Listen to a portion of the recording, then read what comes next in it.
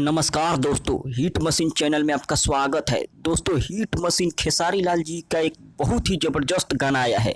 जी हाँ, बहुत ही ज़बरदस्त, एकदम समझिए बवाल गाना है। खेलिए बाबा पप जी, गाने का बोल है खेलिए बाबा पप जी। जिसे लिखे हैं रुपेश दुबे और म्यूजिक डायरेक्टर शंकर सिंह जी हैं, जो कि काफ़ी बवाल गाना है।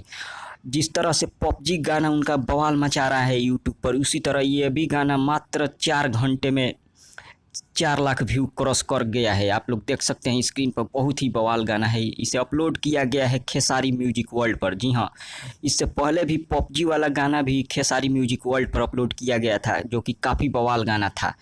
उसके बाद इस गाने को लिखा है रुपेश दुबे ने, जो कि काफ़ी बवाल लिखा है। खेलिए बाबा पबजी, जो कि बोलबम का गाना है। आप लोग अभी तक नहीं सुने हैं तो जाइए खेसारी म्यूजिक वर्ल्ड पर। काफ़ी बवाल गाना है खेलिए बाबा पबजी, और शंकर सिंह का म्यूजिक है और रुपेश दुबे जी लिखे हैं। काफ़ी ज़बरदस्त है। अभी तक आप नहीं सुने हैं तो जाइए सुनिए। और खेसारी लाल जी का फैन है तो प्लीज़ वीडियो को कर दे अभी से लाइक। धन्यवाद।